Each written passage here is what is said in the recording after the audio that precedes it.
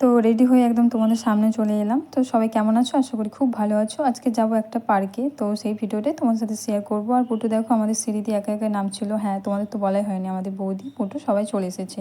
তো আমরা বেরিয়ে পড়লাম আজকে সবাই মিলে একসাথে পার্কে যাওয়ার জন্য। অনেকদিন কোথাও যাওয়া হয়নি। এদিকে দেখো বৌদি পুটু আমি যাচ্ছিলাম, আমার সামনে আর একটা বৌদি ওর বাচ্চারা আসছিল। তো পার্কের সামনে আমরা চলে এলাম। চলো এবার পার্কের ভেতরে যাই। এই পার্কটা তোমরা অনেকেই অনেক ভিডিওতে দেখেছো আমার।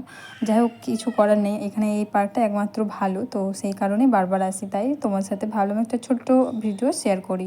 তো পার্কে এসেই প্রথমে তোমাদেরকে পুরো পার্কটা একবার ঘুরিয়ে দেখালাম।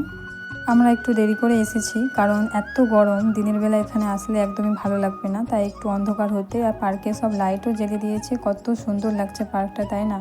আর তোমরাই বলো কমেন্ট করে যে পার্কটা তোমাদের কেমন লাগলো।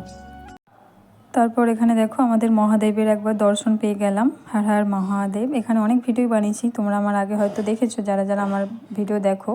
তো ওইদিকে সামনে দেখো বৌদি আরে আসছিলো, আর আমিও তোমাদের সামনে একবার দর্শন দিয়ে দিলাম। তারপর অনেকক্ষণ গল্প করার পর বাইরে বেরিয়ে চলে আসলাম। এসে গেছি একদম ফুচকা দোকানে। তো এই ফুচকাটা অনেক দিন খাওয়া হয়নি, যেহেতু পার্কে আসা হয়নি সেই কারণে খাওয়া হয়নি। আর এদিকে দেখো স্ন্যাক্সেরও দোকান ছিল, সব বাচ্চারা এখানে বসেছিল। এত সুন্দর একটা মিরার দেখে আমি ভাবলাম দুটো ফটো তুলে নিই আর তোমার সাথেও শেয়ার করে দিই। তারপর ওখান থেকে বেরিয়ে পড়েছি বাড়ির উদ্দেশ্যে, কারণ প্রায় 9টা বাজে। আর বাড়ি গিয়ে তো অনেক রান্নাবান্না রয়েছে সবার, তাই না?